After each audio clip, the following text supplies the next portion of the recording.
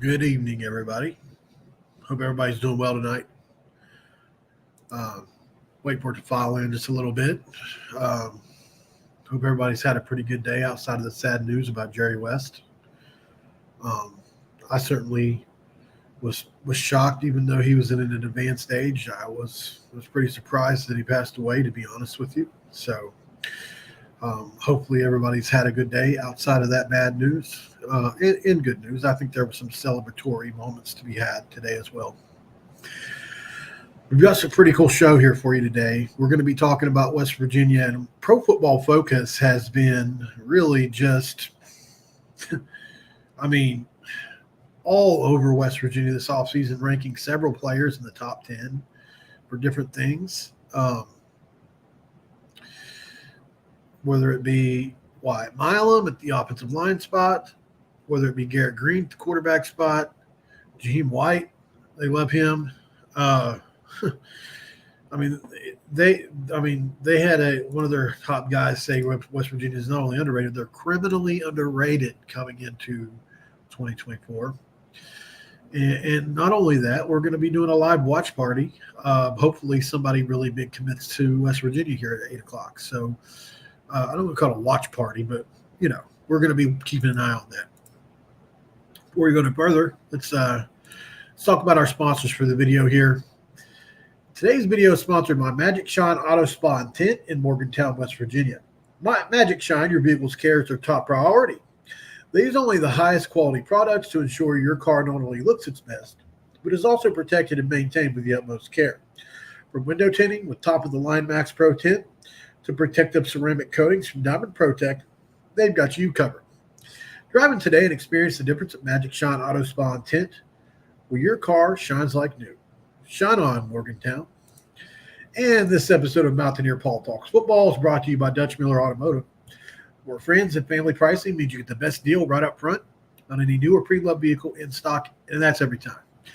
With brands like Chevrolet, Chrysler, Dodge, Jeep, Ram, Kia, Hyundai, Ford, GMC, Buick, and Subaru, the Dutch Miller Automotive family is always growing and ready to put you in the car or truck you've been searching for. Check out our inventory across West Virginia at DutchMillerAuto.com or come in person today to the home of friends and family pricing. Only get a Dutch Miller Automotive store near you. All right, guys, what is up? Welcome in. My name is Mountaineer Paul. This is another edition of Mountaineer Paul Talks Football. I'm being told from multiple sources all of a sudden he's postponed his commitment. Interesting enough, I would say Tennessee's probably coming back in with a big offer. They got on him late, so from what I was told. So we'll see. I think West Virginia was going to get him tonight, guys. I was told that was probably going to be the case. If he did indeed postpone his commitment, that's probably not good for West Virginia from what I understand. So we shall see. Do we know how long he postponed this for? I'm getting messages from everywhere about it. So interesting, guys. Thank you for telling me that. Doesn't matter. This episode's about West Virginia football again. My favorite subject. Hopefully yours too. Got me a new hat today. Had to get my threads up a little bit. I've really respected what Michael Jordan said about Jerry West today, and I said, you know what? I'm going to go out and buy a guy that, if there's one guy that deserves to replace Jerry as the logo, it's this guy. So, but it got me a Jordan hat. I love Jordan stuff anyway. I think it's the coolest logo out there. Although a Jerry logo would be cool if it didn't say NBA on it. All right, so let's get on with it. And honestly, also, guys, I want your honest opinion on this. Obviously, I am trying to promote a site. I am not a traditional media guy. I'm more of a fan, right, that has transitioned into being a little bit more traditional-esque. But I still would consider myself a fan first. But my website, I've been reading my own articles, and I know that bringing a third party into, to kind of spark a debate or discussion about something is part of why you read other people's articles. But I'm reading my own because, number one, I wrote it. Number two, it's my website and I'm trying to promote it. Number three, I just A lot of times I get the idea from another article that's similar and rewrite it in my own words or whatever, something like that sometimes. So if you guys would rather hear from other places, I can make sure that happens from here on. I just had a couple of people ask why I was reading my own stuff. I get that. Maybe that seems a little, like my ego's too big or something. It's not that at all, So I just want you all to know that. I'm just trying to get people to look at my new site. That's all. It won't always be like that. So, but today I do have another article from my site, which was about this. I didn't see any other articles about this. I watched this podcast and decided to make an article of it because it just wrote itself. You know what I'm saying? So, Pro Football Focus, WVU is criminally underrated in 2024. West Virginia football enters the 2024 season with high expectations after a successful 9-4 campaign in 2023. However, according to Pro Football Focus's Matt Chadwick, the Mountaineers are being overlooked nationally. Pro Football College, Max Chadwick calls WVU's offense electric during the podcast. Chadwick highlighted WVU's potent offense as a reason for optimism. West Virginia has an electric offense next year, a really great ground game, honestly, he said, referencing the dynamic backfield duo of Jaheim White and C.J. Donaldson. Returning All-American talent, West Virginia boasts a strong returning core, including Garrett Green, who ranked among Pro Football Focus top 10 quarterbacks in the country. They bring back Garrett Green, who is one of our top 10 quarterbacks in the country, Chadwick said. He's really good at avoiding sacks. Green excelled as a dual-threat quarterback in 2023, racking up rushing touchdowns and passing yards, 813 to be exact. Somewhere in there. Well, not to be exact, but in that realm. The dominant rushing attack. The Mountaineers' punishing rushing attack features All-American Jaheim White, who led the nation's true freshman in rushing yards last season. Chadwick stated Jaheim White led all true freshmen last year with 842 yards, and he averaged 7.7 yards per carry, which also led the nation for running backs. White's backfield partner, C.J. Donaldson, adds another dimension, with his touchdown prowess having finished fourth in the Big 12 and rushing touchdowns in 2023, and that was 11. Elite offensive line paves the way. The Mountaineers' offensive firepower is fueled by a dominant offensive line. PFF College recognized this strength, mentioning both Wyatt Milam and Aubrey Burks as top performers. Milam cracked the top 10 nationally at left tackle, while Burks received high praise for his overall play at safety as well. A veteran offensive line will provide crucial protection for Green and create running lanes for the talented backfield. WVU is a contender in the Big 12. With the dynamic offense and strong returning core and a veteran offensive line, Chadwick believes West Virginia's team is a team to watch in the Big 12. I have no earthly idea how a team that went 9-4 last year and brings back this much production is all of a sudden a 6.5 win total for 2024, he said. West Virginia, I think, is criminally underrated right now. So I found that to be pretty interesting, right? And thank you, Sean Uphold, my dude, man. He gifted out 5 memberships. That's super cool of you, man. Really appreciate you doing that. That means a lot. It really does. So I can't thank you enough, Sean. Hopefully some of you get those that really need them or want them. So Tyler Cobb says, you know what's funny about this? I argued with someone yesterday who said WVU was overrated going into this year, which makes no sense. To the outside looking, look, we follow this thing so closely. Like, there's nothing I can tell you guys that you don't know about this team. I mean, I may have some different opinions than some of you, just different things. But generally speaking, like, there's not much I can tell you about this team that you don't already know if you're watching this show. Now, there might be other people. Yeah, thank you, Sean. They mentioned that to me just a minute ago, which kind of stinks because I was hoping it would happen during this show so we could go over to that. That's not good for West Virginia, in my opinion. Now, maybe Tennessee's making it difficult at the end, but maybe West Virginia is. I'm not in the inside of this one. I've got an inside source that told me West Virginia was in a good spot, and that's the last one we spoke about. So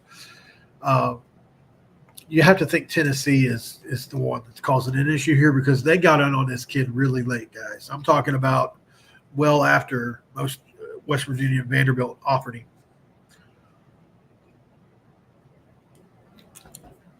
And if we're being honest, Tennessee is just a little bit better caliber of an offer, with how they played the last couple of years.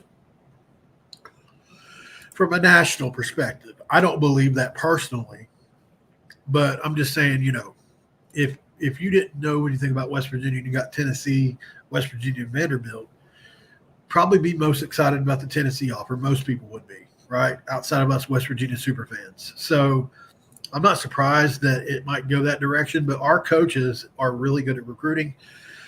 And you have to trust Matt Moore and Andrew Jackson on this. I'm not really sure who his lead recruiter is. It might be Chad Scott, or it could be Jordan Leslie. I'm not really sure.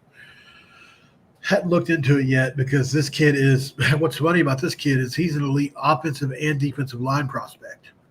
Like he can truthfully play at the college level both spots.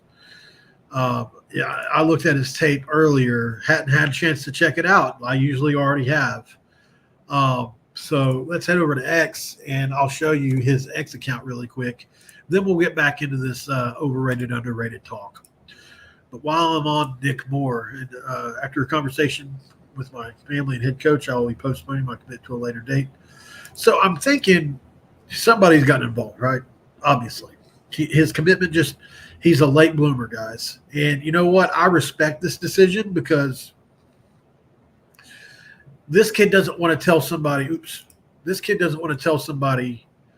that he's committing and then just decommit a month later. So I appreciate this. Truthfully, I do.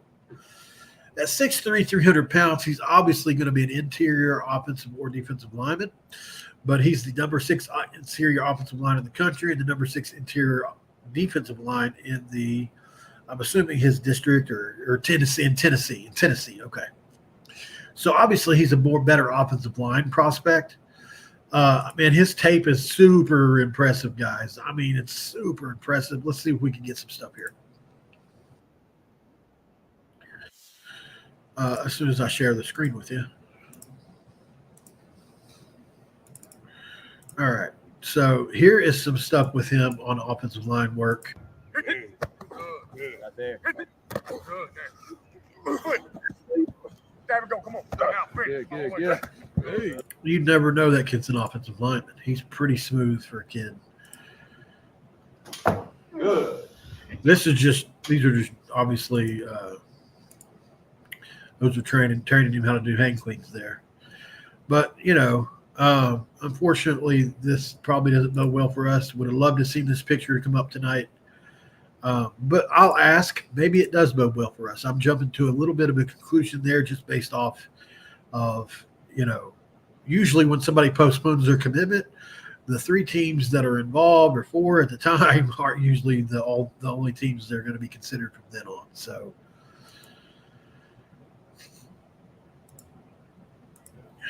Tommy Stoll, what's up, man? I did one this morning. I don't know if you caught it on my basketball channel, but I'll try to do earlier lives. In my head, I guess I assume everybody's home from work by now, all that kind of stuff. So, and this is one of the time I've gone live for a while. But if people need me to go live at different times, tell me that in the comments, All right, so obviously I just read an article about West Virginia being criminally underrated, Pro Football Focus, and they've been on our nuts all offseason long, and I've loved every bit of it. I really have. Do I think we're criminally underrated? I think that's a good question, right? I felt like we've gotten a pretty good amount of offseason love. I really do. Vegas, the reason we're at 6.5, it's not because we're not better than or we're not crap. It's our schedule. They're looking at that and saying there's no way a team that's not elite comes out of that schedule with 9 or 10 wins, right? So I think that's why our win projection is so low. If we had last year's schedule, I do believe we would be in an 8 or 9 win projected team. So let's start breaking down some of the roster and stuff and really why I feel like this team is in position to win 9 games again this year. I think that's going to be the number. Maybe we get to 10.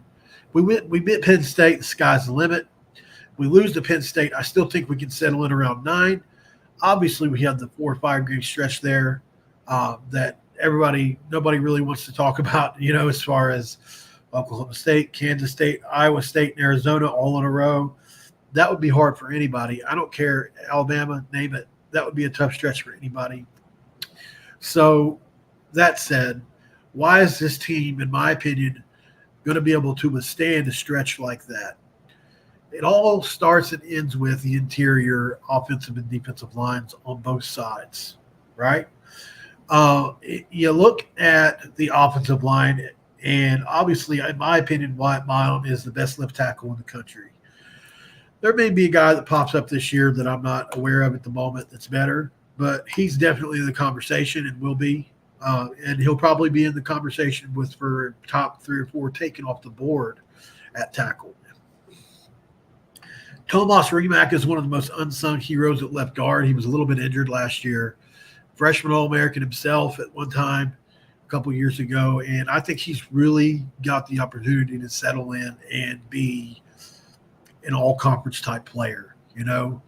He is on the smaller side for guards as far as his weight goes. He's probably right around 305-ish. I'm not sure what he is this year, though. But he is a long and lean guard. It's kind of weird to watch him play. But, he's really good at what he does. And I was always kind of surprised he didn't play more tackle. But I guess it has a lot to do with the footwork for him but anyway, he's a very good guard. And Brandon Yates, who has played guard, started to tackle as a freshman. He gets it done differently than Zach Frazier, right? He's not going to outpower people. Like, he's not weak by any means. Don't get me wrong here. But he is a true athlete, and really probably won't play center at the next level. He'll be a guard or even a tackle if he makes it to the next level, in my opinion. But at center for us, it's such a luxury to have a guy that athletic at center. We're going to be able to do different stuff that we couldn't do last year. We're going to pull him a lot more, I would say, than we did Zach Frazier, who we ran a lot of gap stuff with, a lot of zone stuff with. We'll probably be able to do more gap stuff with a guy like Brandon Yates, in my opinion, which was kind of what Zach struggled at. Zach struggled with gap scheme a little bit. And I think, Yates is a different player. He's a lot more athletic, and I think he'll be able to do some more of that gap stuff. You get over on into the right guard spot, probably going to be won by Jaquay Hubbard. And he's a really, really solid player. He came to us out of the Power 5 from Virginia when it was Power 5. Now it's Power 4, maybe even Power 3. It's Power 4, at least for now. Some people say Power 2, but I won't ever say that. And if you guys don't want me to break down position by position, please tell me. But, I don't have Post-it notes. This is just all from memory. But Jaquay Hubbard, in my opinion, one of the most underrated players on this year's team. He's played a lot of ball. He's got a chance to take a huge step forward this year. I love him as a communicator. Love his interviews. Love what he has going. And one of the strongest in the room, And then right tackle is the big wild card spot for this year's offensive line. You look at it. In my opinion, there are 3 suitors for the job, but 2 legit. They're going to get it right. You're looking at Nick Malone, the super senior, or you're looking at Xavier Bosley, who is my guy. You guys know that. I've had him on the show. He was very generous and let me break his news, even though I caught some hell for that because people say, you got to let the kid do it. Well, I didn't know, but he's the one that told me to. But obviously I'm always going to have an affinity for him because of that.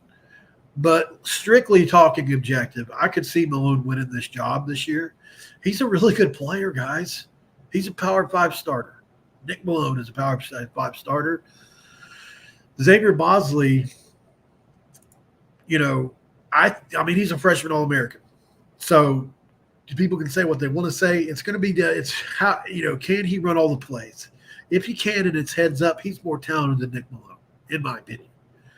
But it ain't by a lot. So, Nick Malone could win this through consistency, through just being in that room longer. Maybe he's a better fit for the other people.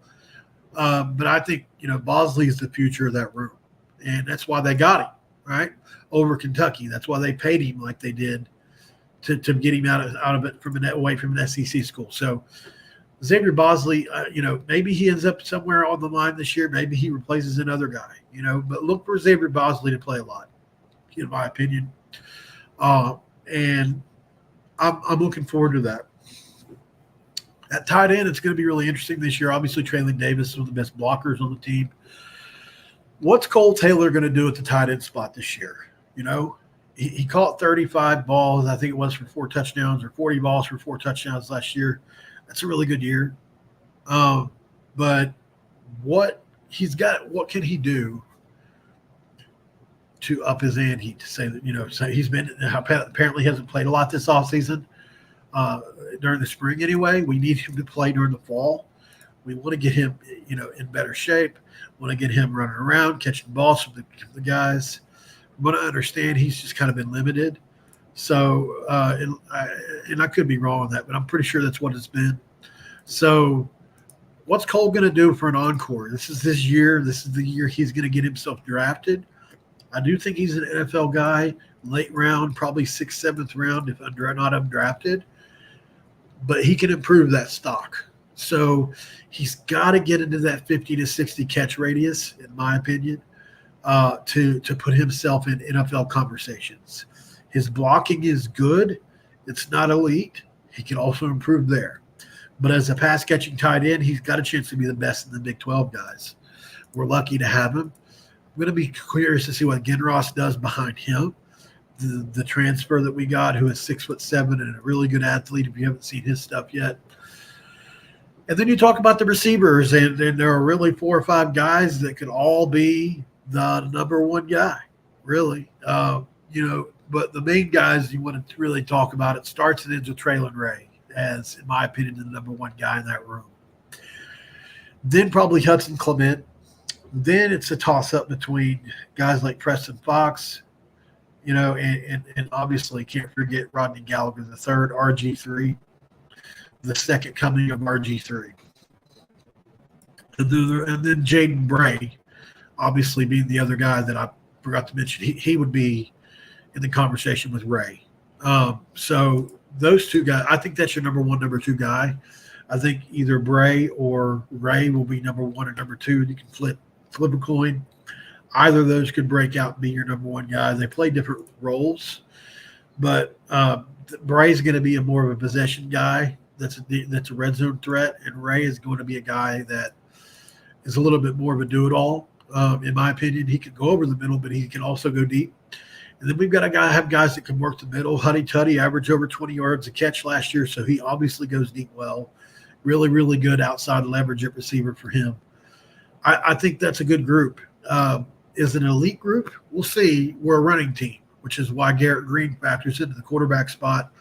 I think he can do better than last year throwing the ball. I don't know about running it. That's tough to 13, 14 touchdowns or whatever it was is going to be tough to go past. And on the running side, passing touchdown wise, absolutely. I think he can get into the 30s. We just don't throw it enough with him yet to get higher than that, in my opinion. But, I think Garrett's got a chance to get into that 30 range. And if he does, you're talking about a guy that his season total could look like 28, 3,000 yards-ish to probably 30 to 35 touchdowns, maybe 7 to 10 picks. I think if you throw it more, he's going to throw more picks. He got away with a few last year if he stays injury-free. And then rushing the football, you're going to look at similar numbers this year. And you're talking about a guy that's in the conversation for first team all Big 12. And maybe he goes beyond. I'm not trying to limit Garrett at all. It'd be interesting to see what Nico does if he does go out.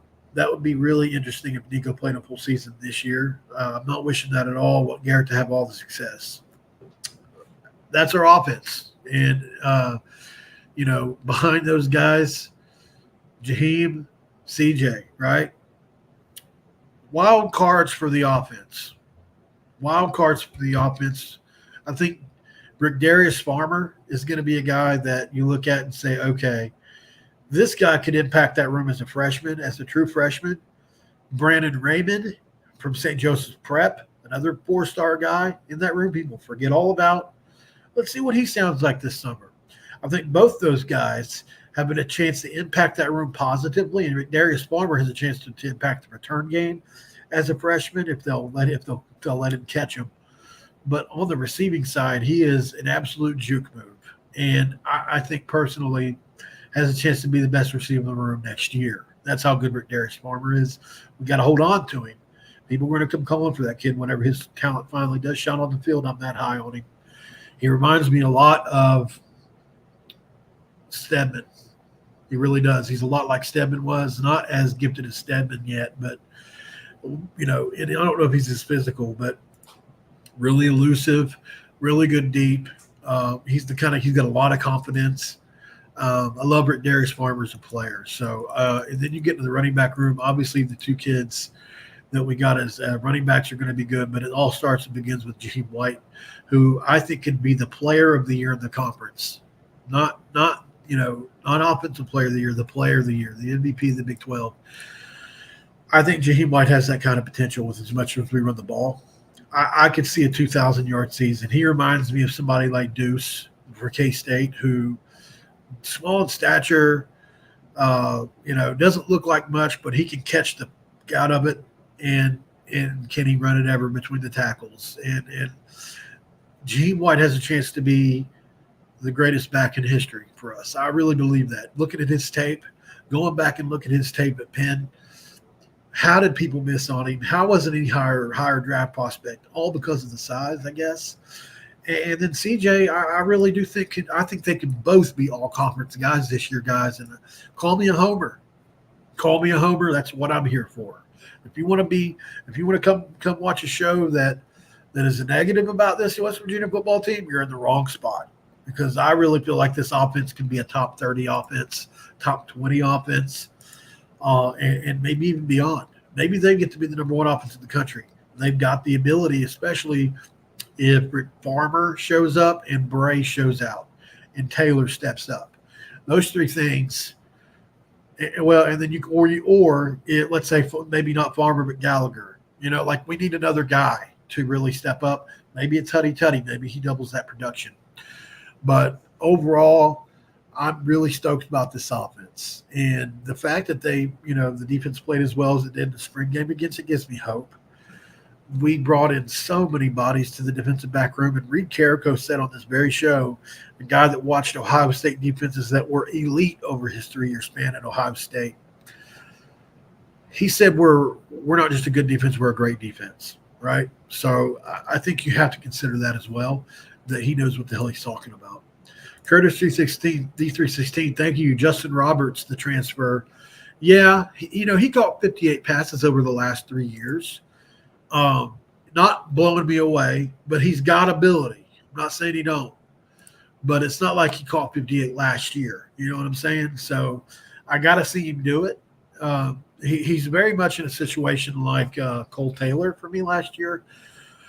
He'd had some production over a couple years, and I could see it on tape like, okay, this guy can make some plays. He's got more production than Taylor did, but I just want to see him do it.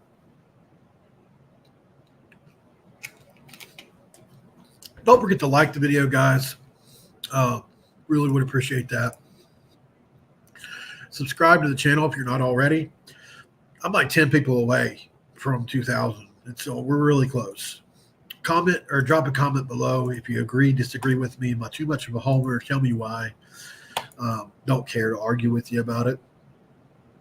Let's get to some comments before I get to the defensive side of the ball. All right.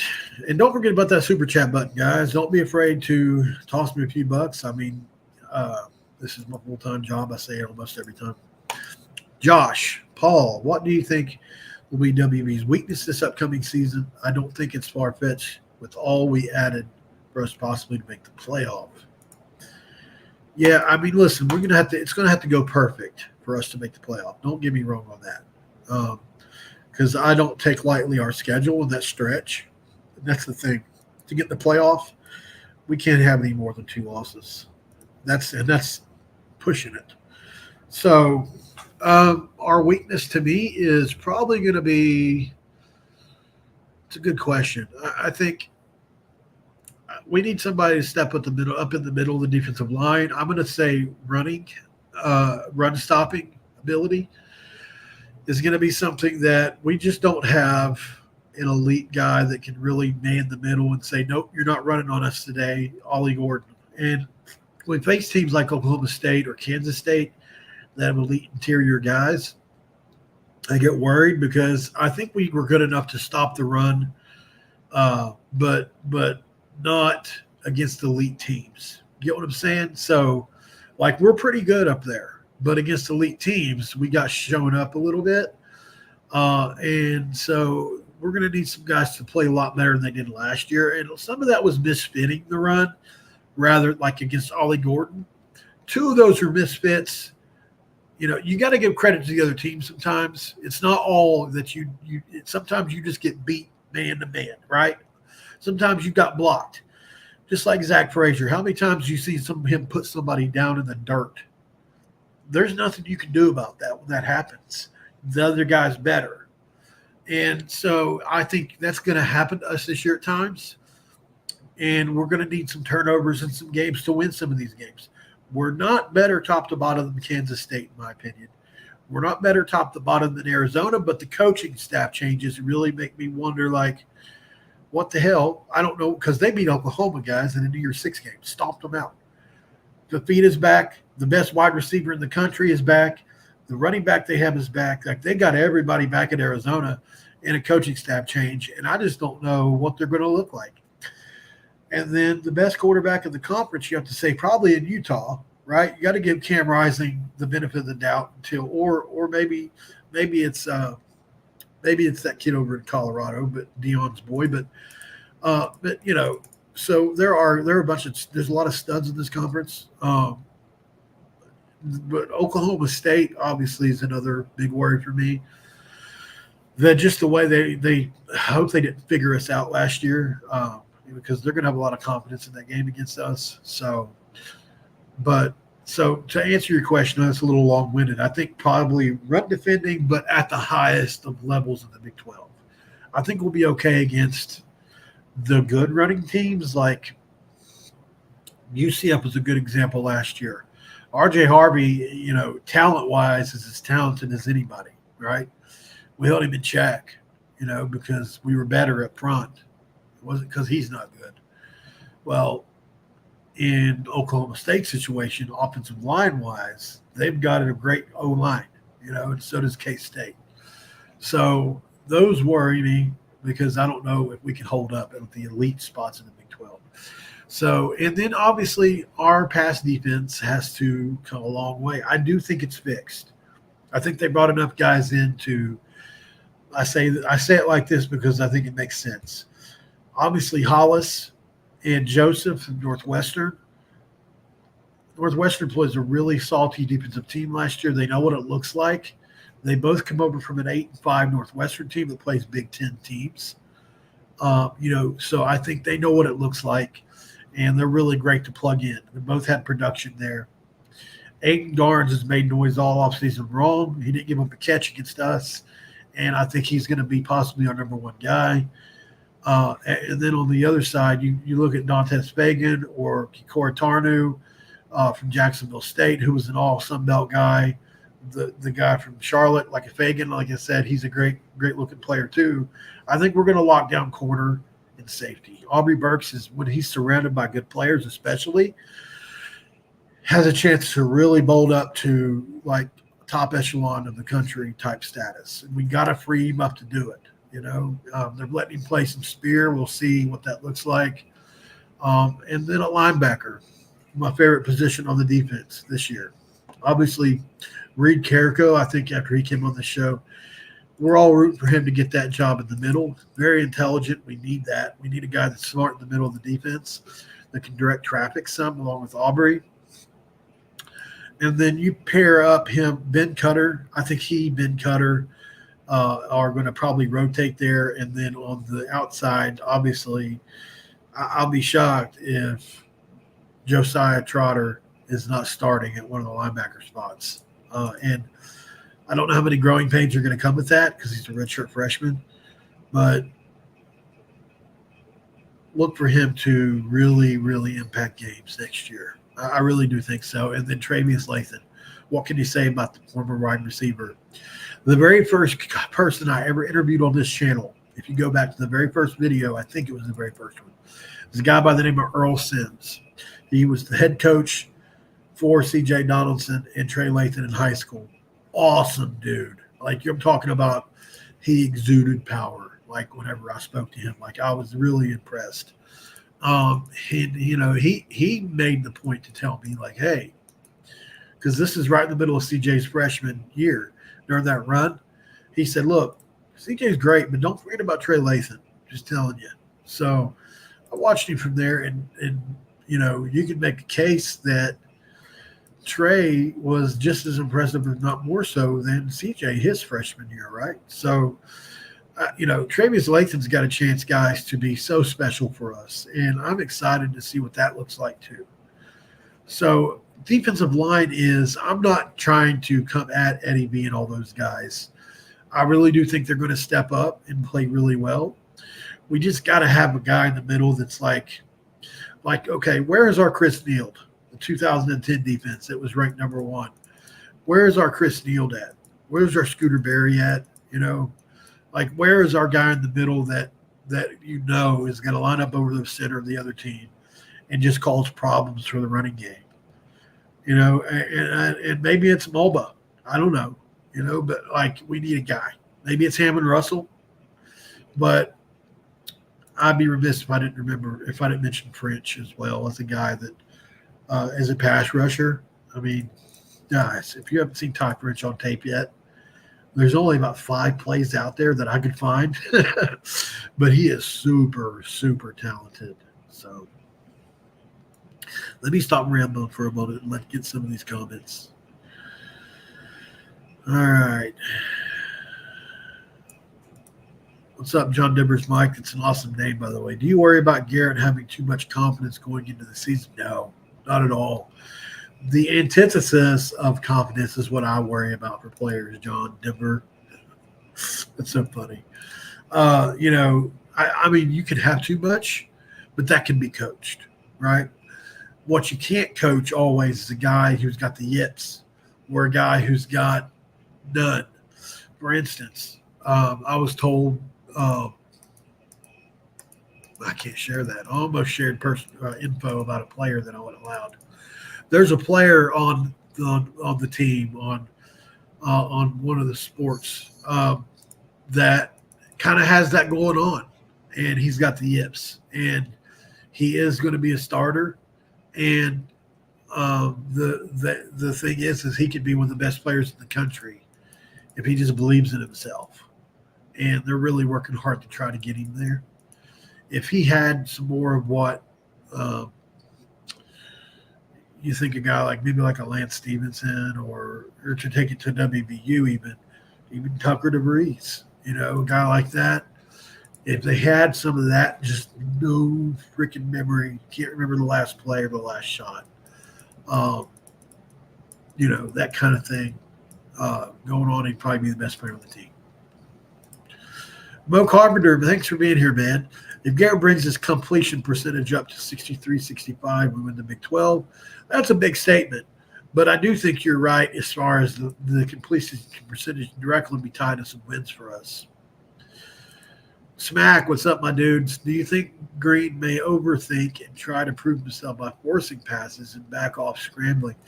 I think he's already proved himself, Smack. I mean, he's being mentioned as top 10 quarterbacks in the country. This is the big conversation around him going into last year was Neil Brown wasn't sure what to do, right? Do you let him go and just be him? Or do you try to coach him to do kind of what, like JT Daniels was, right? A guy that gets the ball out on time where it's supposed to go. I think Garrett's better off left alone, and some of those plays are going to be bad. The helmet throws are going to happen. He's an emotional player. But what you're going to see more often than not is that slide for first down against North Carolina in the bowl game. That's what I like. And I think he needs to be unfettered, unchained. Yes, it's going to come with some growing pains, though. Yes, he's probably going to force some stuff. He's still growing as a passer. He was very much a baseball player, playing quarterback with the baseball arm. Now he's growing into a thinking quarterback, and I think we'll see the results of this year. Michelle Weintraub, one of my favorites, she said, I think this year might be as good as the 2007 season without a loss to Pitt. Man, everybody's excited, aren't they? These are huge, obviously, just sky, we're obviously excited about this year, guys. I'm not saying I disagree. I'm just not quite there. I'm like, I think we're going to maybe win I think we could make it to the championship game, But if we didn't and won 8 or 9 games, I wouldn't be shocked. That's where I'm at with it. So between 8 and 11, and any of those could happen. Now let's let the fall play out, and the summer's over. Let's let summer and fall play out. Spring is over. Let's let summer and fall play out, and I'll give you my prediction before this year starts. But as things stand now, I feel like we've added really great, from the portal. I'm excited, no doubt. What's up, Russell? Hey, Paul, what do you know about that quarterback that came from BYU? Yeah, he's talented, man. He's got a ton of arm talent. He would be a guy that you could play this year. And that's what we didn't have. See, I said this earlier on in the year, maybe last year before it's 24 hit. 1 second. When you talk this much, your mouth gets dry. But I was worried about this. I mentioned this a few months ago. What happens if Garrett goes down? Then it's just Nico and nobody else. I didn't like that feeling. So this kid is a kid that one thing about being a running team is you can bring a guy like this in, and he doesn't have to do much, right? Especially if you get him for the right games. Let's say after the big stretch or before, if something were to happen, 2 quarterbacks go down. But yeah, he is an absolute – he's got a lot of potential. But, BYU is bringing in guys that can play now. And I think this guy realizes that he was in a situation where they were going to keep going over him. His tape's really, really impressive. He's got, he may be the best passer on the team, already, but he's just got a lot of developing to do from a mental aspect of the game, and he's at least a year away. So, but I do think he can play this year in spots, or if for a game, especially we can run it. If it was on him to win it, I'd be worried not because of his talent, just because of his lack of understanding. Should we be worried about running back depth with CJ's injury history and Jalen Anderson being iffy last year? It's a fair question, Tyler. I think we'll be okay. We signed the 2 freshmen that were both really good, and Travion Dunbar and whatever the other one's name was. Sorry, it's off the top of my head. It's hard to remember the entire 80 players sometimes, but I think we'll be fine. Jalen Anderson's still on the team, don't forget. And I expected him to be really good last year, possibly our best running back. So I think he's still got that in him. He's just got, he's a 4-star guy, guys. Let's let him bring that out. Yep. Mo Carpenter, what's up, man? I know Garrett said he's going back to Peyton's QB camp. It's raised his game last year. Just imagining another year at that camp. Yeah, don't break it if it's not. Don't fix it if it ain't broken. Lynn Marsh, what's up? My spidey senses are tingling about this year. Now, is that something that happens every year, Glenn, or just certain years? Just curious. Josh, hoping Judah Price gets some reps this year due to sneaky pass and shifty. He was so dominant in high school. Yeah, I love Judah. It's going to be hard for him to get on the field, but I do think there is a role for him, especially on special teams. But I wouldn't be mad if he got the ball. He's talented, man. I agree. I think he could turn himself into a player. All right. Janet K, what's up, brother? Will our fundamentals be any better? Clock management, dumb penalties, missed tackles. Yeah, I think so. We got the same guys coming back in almost every position. If it's not, we know whose fault it is. So, like Neil is, even though everything's fine with him right now, this could easily turn into a really, really bad year for him if things go a certain direction. I don't even want to go there, talk about it, but we all know, like, if you don't win with this team that's assembled, let's just move on. Feel better about run stopping because of the linebacker and secondary rooms. We have improved that back end, so even if the running back gets by the line, there will be some stud linebacker. Yeah, but the thing is that's 3 or 4 yards down the field, So if you're having to use safeties and stuff to help linebackers, there's always a chain effect to it, Tyler. You know what I'm saying? But yes, so we have improved those spots. You're correct. I'm not saying that you're not. But if you can stop any, if you can get pressure with the defensive line or like the quarterback, or if you can run stop with just your front seven, then you're going to be really good on defense. I agree. Curtis, oh yeah, I got to say it out loud for the people that are traveling. Curtis D316 said, this will be WVU's best linebacker core in years to help stop the run. I agree. Josh says, I only wish we had Lee Coben and Zach Frazier back then. What a difference those guys would have been. Yeah, yes, you're right. But let's not hold on to the past too much here, Josh, and think about what these new guys could do that's different, better in another way, right? Like I said, if you weren't here for what I said about Brandon Yates, he's much more athletic than Zach Frazier, like a lot more. And stuff he can do, Zach couldn't necessarily do well. He could do it. But there was some stuff, gap scheme-wise, that Zach just kind of struggled with. So, and it's all in his, if you go read his pro football, like what could he get better at, it was gap blocking. So, that's Brandon's pretty good at that. So I think, they can do different stuff that's similar or the same. And definitely Yates can zone block as well. Not saying he can't.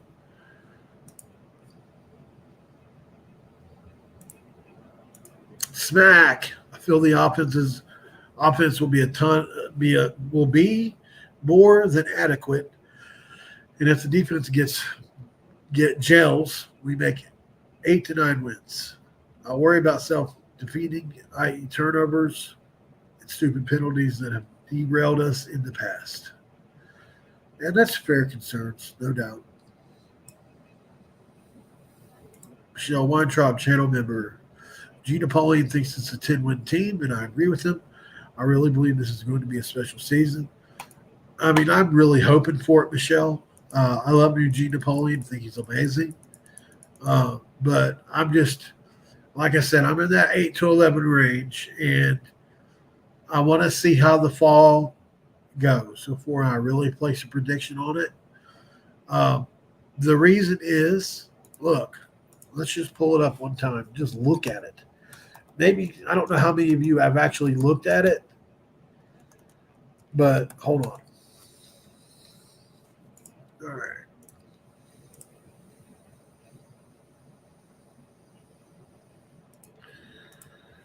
All right. So, Penn State, Albany, Pittsburgh. Then so you can start it with Pittsburgh, the backyard brawl, one of the most emotionally charged games of the year for us every year, followed by Kansas, who could win the Big 12. by Oklahoma State, who can win the Big 12, by Iowa State, who could be in the conversation for the Big 12. Where's it at? What just happened? What did I do wrong there? Well, let's try that again. Okay, here we go. Followed by Iowa State, who could possibly win the Big 12, by Kansas State, who is favored to win the Big 12 along with Utah, followed by Arizona, who won 11 games and beat Oklahoma in the Year 6 Bowl last year and returns everyone. Then you finally get a break with Cincinnati and Baylor, then back to UCF, who a lot of people think could be really sneaky good this year. And then you finally end it with a team most people compared to West Virginia. This West Virginia is the Texas Tech of last year, this offseason. So, like a lot from like my eyes, a lot of the hype that Texas Tech got last year, we are getting this year. So we end the season with that same Texas Tech. And if you guys see my video the other day, I think we're going to be very similar teams. I don't know if they're going to suck again or not up at Texas Tech, but I have my worries, you know. So this stretch is absolutely brutal, guys. You're talking about Pitt, the backyard brawl. Who knows how good they'll be? They probably going to suck, but they could be dang on pretty good again, you know. Followed by Kansas, who is ranked in the preseason. Oklahoma State is also ranked in some polls preseason, so that's 2 ranked in a row. Iowa State could be ranked. I don't know if they will be, but there is 3 out of 4 in a row that I think will be ranked games. 4 out of 5 will be ranked. I think 4 out of 5 of those games will be ranked teams, guys. So you're talking about 5 in a row. It could be 5 ranked teams in a row, but most likely I think we're going to see 4 out of 5 ranked teams in a row at some point this year. Does anybody else think that's going to be like? And here's where it's lucky though. So obviously Pitt's at home, right? Or I mean Pitt's on the road. Kansas we get at home, which is very lucky. They're a sneaky tough place to go play. Oklahoma State, it sucks to go there and play. We got to go there.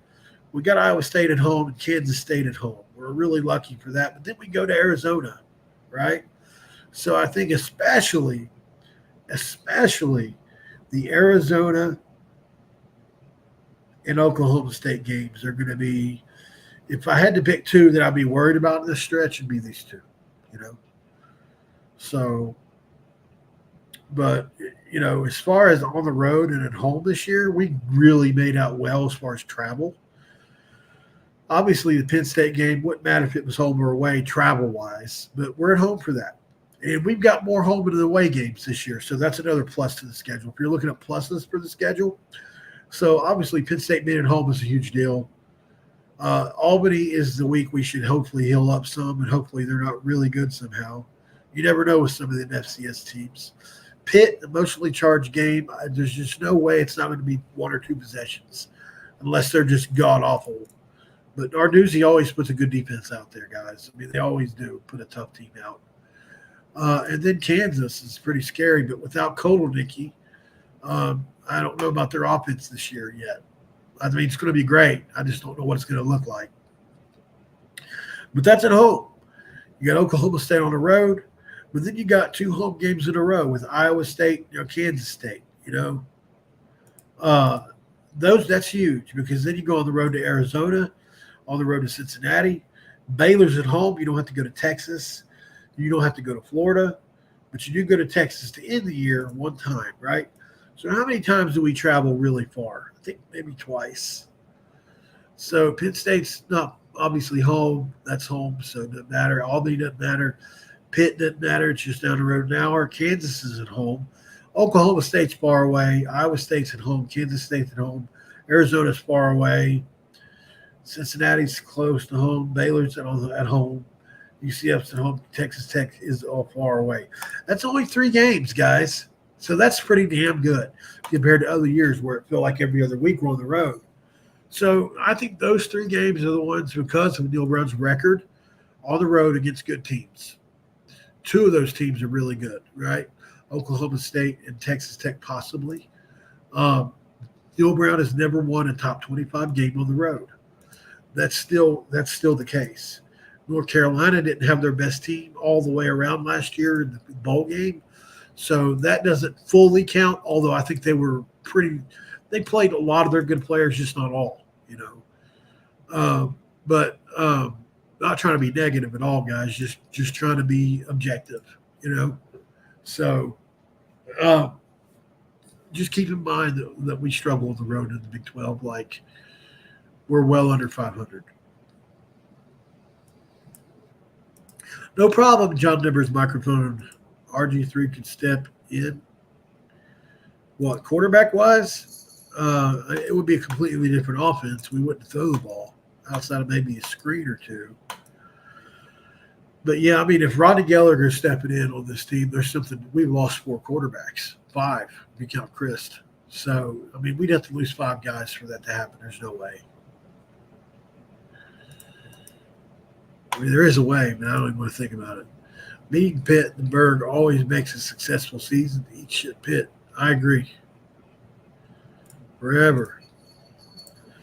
Be interesting to see Rodney Gallagher play quarterback in college. I think he played it in high school, and he was dominant. He was, but he wasn't a good throwing the ball like college was.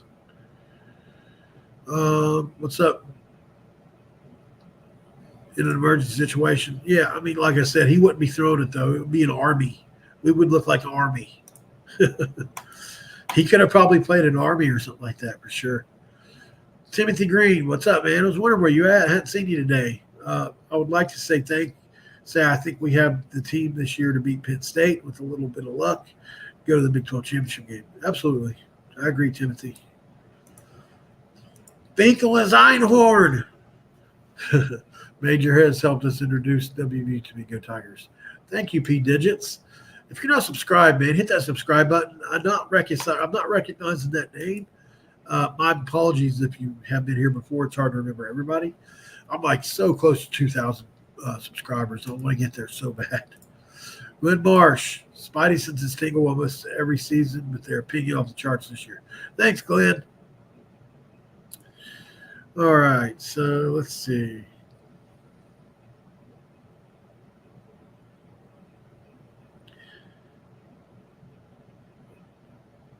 I'm just looking for see any more things I haven't touched on. 7 home, 5 away, actually 8 home, because we're going to take over Ketchup Stadium. That's pretty funny. Mo. Yeah, I agree. Thanks, Timothy. I want to give a shout out to West Virginia family. Condolences on Jerry West passing today at the age of 86.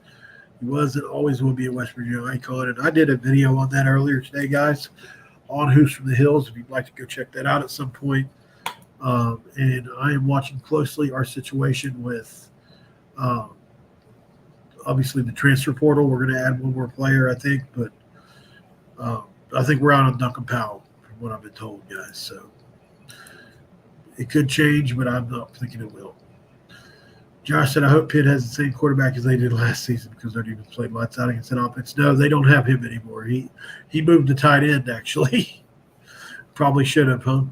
What's funny is that guy had an all-conference year as a quarterback at Boston College, Bill Jerkovich. He had an all-conference season as Boston College quarterback and then just fell off the map. Not exactly sure why. All right. Well, what else to say on this one, guys? If you want to send a super chat through, I'll be very grateful. But other than that, just about done with this episode, I think. Okay. Thank you, P Digits. Timothy Green, I watched your video on Hoops of the Hills today, Paul. Just missed your live. Okay. You heard that also? Okay. Cool, man. All right, so the title of this video is Pro Football Focus thinks West Virginia is criminally underrated. And I would agree. I think we are underrated even still. Time is going to tell. Don't forget to like and subscribe, guys. Share this video if you're watching this video on X. It says, okay, 60 you guys are on Mountaineer Paul Hoops on my X channel. If any amount of you guys, like 4 or 5 of you guys could just hit the repost button while you're watching this, please. That way I can get it out to a wider audience of people and kind of get this video. My last few videos haven't done really well, I'll just be honest with you guys. And I'm starting to wonder if I'm recording too much. Maybe I need to record less. Sometimes less is more. But, if you could do me a favor, no matter today, just all you guys watching, if you could please repost this video for me once. I'm trying to get to that 2,000 mark. I don't mean to beg, but this is all I got. So, just doing what I can. All right, guys. I'm glad you guys liked it. Thank you, Law Talk. Thank you, Timothy, for the very kind remarks. And thank you, Mo.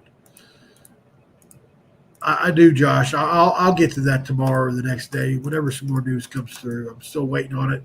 Basketball is really slow right now, just being honest. I think they're doing their diligence with it, so we'll see. All right, guys, this has been another edition of Mountaineer Paul Talks Football. You guys know it. This episode is over, and I'm out. Rest in peace, Jerry West.